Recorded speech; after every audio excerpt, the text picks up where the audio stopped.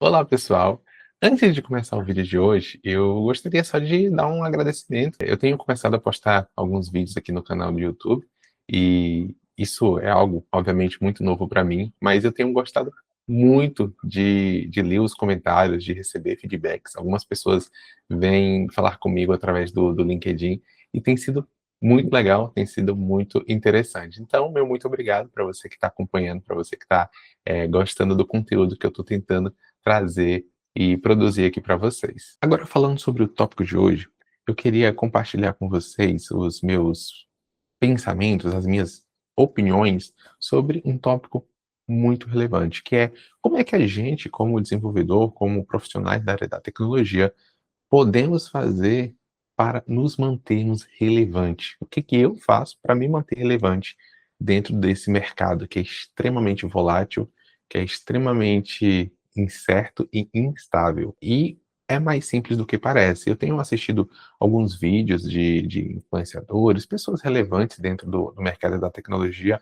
Algumas coisas eu concordo, algumas coisas eu discordo, e eu acho que tem uma solução muito mais simples para que qualquer pessoa possa, se guiar e se basear do que achismos, né, de: "Ah, tem que estudar tecnologia tal, tem que estudar ferramenta tal, tem que se manter estudando ou atualizado sobre todas as ferramentas de IA que são lançadas dia após dia".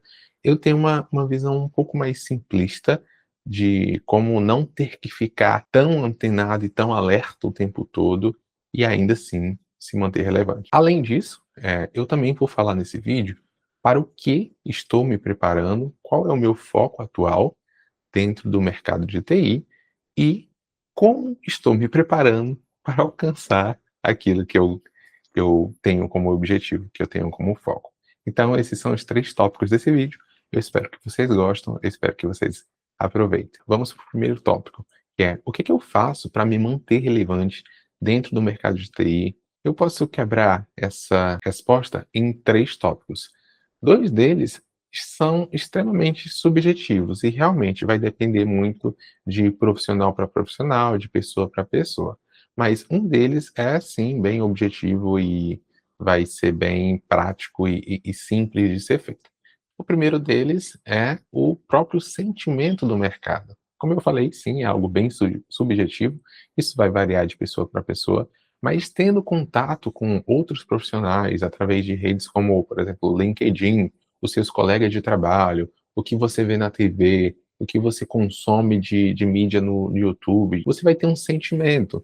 Por exemplo, durante a pandemia, eu tinha sim um sentimento que a nossa área, e isso era provado com dados também estatísticos, né, da curva de vagas abertas, teve um boom gigantesco. Praticamente todos os meus colegas de profissão tiveram um aumento de salário, ou foram promovidos, ou mudaram de trabalho com propostas mais interessantes. Então, cada momento você consegue ter uma impressão, você consegue ter um sentimento de mercado. O segundo seria uma impressão de empregabilidade, que você pode fazer ali uma autoavaliação e se perguntar: "Tá, se eu começar a aplicar para vagas hoje, ou eu estiver tentando mudar de trabalho", você fazer a autoavaliação sobre o quão fácil ou o quão difícil seria você mudar de emprego, já também vai te dar uma impressão sobre se você, está se mantendo relevante dentro do mercado. Como eu falei, esses 2 primeiros tópicos são sim bem subjetivos, mas tem um terceiro que é bem objetivo para responder essa pergunta de como se manter relevante no mercado de TI, que é olhar para o próprio mercado através das descrições das vagas. Então, o que que eu faço? Digamos que eu quero concorrer para aplicar para uma vaga X. Eu vou pegar ali 3, 4 ou 5 descrições daquela vaga de diferentes empresas. Vou fazer um merge ali daquilo que eu considero que tem de mais em comum entre essas descrições de vagas, e é ali que eu vou direcionar os meus esforços. É ali que eu vou manter a minha energia sobre o que está dentro do meu escopo de estudo para ser estudado. O que está dentro do meu escopo que é esperado pela empresa que está procurando algum profissional para ocupar essa vaga, de estar executando. Então, muito mais do que ficar com achismo, de tentar adivinhar quais tecnologias, quais frameworks vão ser os mais utilizados, de estar tentando antecipar aquilo que o mercado espera de mim como um profissional. Eu olho para o próprio mercado, para aquilo que ele está falando. Eu trabalho com React, com JavaScript, com TypeScript. Perfeito. Eu não tenho apego nenhum a essas tecnologias, a ponto que, se o mercado começar a falar para mim, dependendo das vagas que eu quero, que o React, ou JavaScript, ou o TypeScript tem menos relevância e outros frameworks, outras linguagens, outros modelos de desenvolvimento vão ganhando mais relevância, eu não tenho problema nenhum em pivotar para esses modelos. Eu nunca trabalhei com PHP, mas digamos que o PHP seja o próximo passo na minha carreira, que eu migraria para o PHP, eu não tenho problema nenhum com isso. Então, eu olho estritamente para aquilo que o mercado está esperando de mim, para aquilo que o mercado está pedindo, para que eu possa compor as minhas skills. Porque se tem uma coisa que é muito clara para mim, é o conceito de capital intelectual, que é o quê? As empresas, elas estão interessadas apenas na minha mão de obra, na minha prestação de serviço. E aquilo que eu tenho para oferecer a essas empresas é esse meu capital intelectual. Então eu tenho que fazer um esforço para manter esse capital intelectual afiado e desejado para que mais empresas disputem pela minha mão de obra e, obviamente, eu me torne um profissional mais relevante. Mas como é que eu acumulo capital intelectual? Aí, obviamente, é com estudo, é com experiência, é com projetos, é estando envolvido na área. Então, essa é a minha resposta para essa pergunta de como eu me mantenho relevante. Primeiro, o sentimento do próprio mercado. O segundo, a impressão da minha empregabilidade. E a terceira é olhando para o que as empresas estão pedindo para as vagas que eu estou querendo pleitear e me mantendo atualizado e estudando o que é esperado dessas vagas e o que é esperado de mim como um profissional do desenvolvimento de software. Legal. Agora, falando um pouco mais sobre o que eu estou me preparando, para o que eu estou me preparando, qual é o meu foco de carreira no momento. Eu tenho uma compreensão que dentro do, se você é um desenvolvedor, você começa a sua carreira como um desenvolvedor, eu tenho uma compreensão que existe uma carreira Y dentro da nossa área.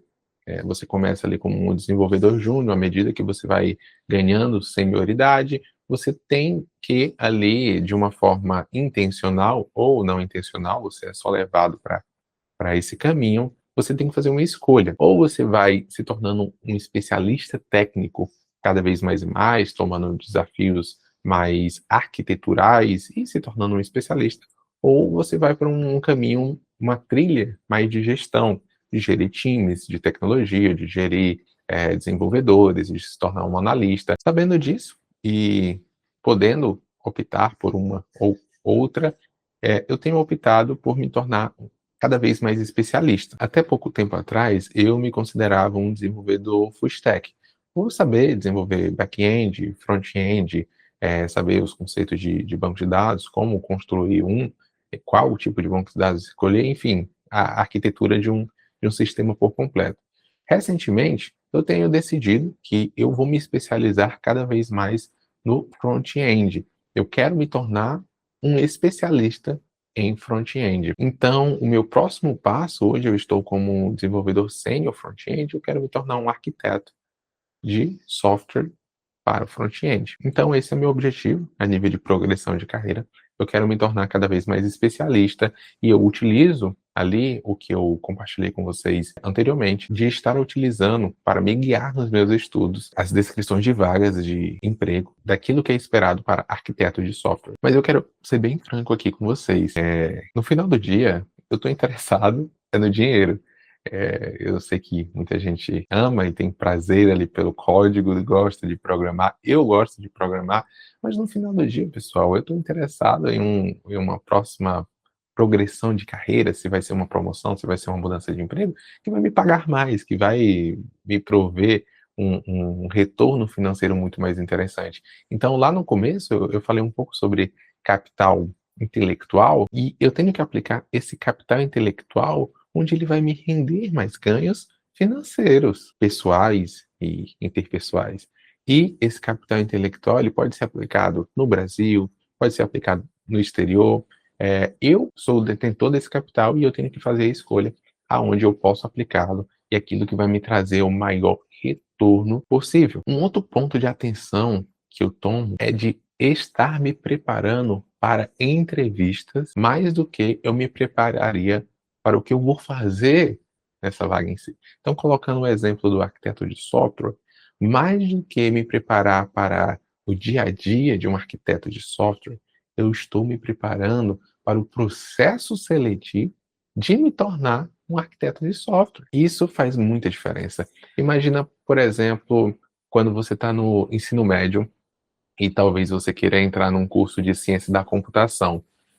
Você como estudante, talvez possa tomar o caminho de começar a estudar a linguagem de programação por conta própria, querer fazer um curso ou outro no YouTube, querer construir um aplicativo, alguma coisa do tipo, que sim, é divertido você ter um contato ali antes até de entrar no curso de ciência da computação. Mas se o teu objetivo era entrar no curso de ciência da computação, não é o que deveria ser estudado no momento, e sim o vestibular, as provas. Eu sei que isso pode parecer meio contraintuitivo, mas é a forma como eu penso sobre a situação, né. Então, me prepararia muito mais para passar no vestibular e, obviamente, entrar no curso, assim como hoje eu acho mais relevante me preparar para o próprio processo seletivo, de saber me portar numa entrevista, de saber como responder, de saber o que é esperado de mim numa entrevista, para que só aí então, depois que eu já estiver ocupando a cadeira, aí sim eu me preocupo, tá, legal, entrei, o que precisa ser feito, o que precisa ser estudado, o que é esperado de mim agora aqui no dia a dia. Perfeito. Agora que eu compartilhei com vocês o que eu faço para me manter relevante dentro do mercado de TI e qual é o meu objetivo dentro desse mercado, dentro da minha carreira, eu quero compartilhar com vocês como é que eu faço para que eu consiga me preparar para essas entrevistas, para essas novas oportunidades e essa progressão de carreira. Essa aqui é a primeira, que é um site chamado Front-End Masters, que é basicamente um site com trilhas de cursos, onde você pode assistir e se aprofundar em conceitos e fundamentos relevantes.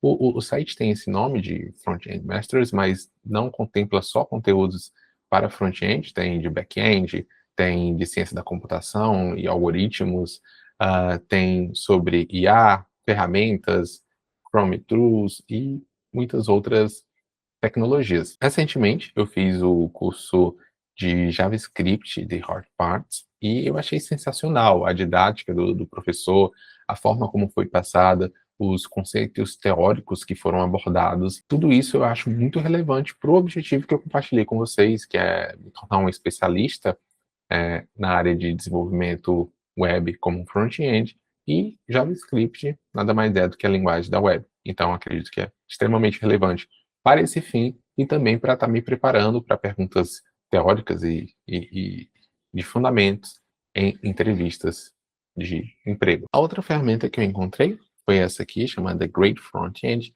e ela é bem legal porque ela constrói uma trilha focada em entrevistas. Diferente da primeira, que eu mencionei, que aborda conceitos mais teóricos e fundamentais sobre o desenvolvimento, essa aqui ela é direcionada para você se preparar para entrevistas. E uma área que eu acho bem legal é essa aqui, onde são compartilhados muitos exercícios e atividades de problemas que são solicitados para os entrevistados em coding interviews, e você pode resolvê-las e ler aqui qual é a solução, como você deve explicar para o entrevistador. Aqui, por exemplo, eu tive que recriar um debounce, e eu achei muito legal, porque tinham alguns conceitos que eu já estava enferrujado, e aqui eu estou podendo revisitar e recriar funções que são bem tradicionais da linguagem de JavaScript, que a gente acaba só reutilizando no dia a dia, e aqui eu estou tendo que entender como construir under the hoods, né, por debaixo do capô. Por fim, mas não menos importante, temos aqui uma recomendação de livro para estudar o inglês. Já tenho compartilhado aqui com vocês a meu caso de amor e ódio com o inglês em alguns outros vídeos, o quanto que é difícil se manter estudando essa língua depois da fase adulta. Mas aqui tem um livro que eu gosto bastante, eu tenho ele na versão física, estou quase terminando, acho que são 146 lições, e ele tem uma metodologia feita para o self-study. Então, basicamente, ele vai compartilhar contigo uma lição, por exemplo, essa aqui, e depois ele vem com exercícios. Ele compartilha uma lição e depois ele vem com exercícios. Então, eu já fiz aí quase 90% do livro e eu tenho achado muito legal, principalmente na parte da escrita. Eu percebo que ainda tem deficiências, obviamente, ali no chat da empresa, quando eu preciso responder alguma coisa, quando eu preciso falar alguma coisa, escrever um texto maior, e cada vez que eu estudo um pouco mais de gramática, que eu me aprofundo mais, eu vou tendo mais confiança de escrever textos mais complexos, de utilizar termos que eu não conhecia ainda. Enfim, não preciso explicar a necessidade de se manter estudando e se aprofundando. Então, essa aqui é a minha recomendação de livro de inglês. Espero que vocês tenham gostado e até a próxima.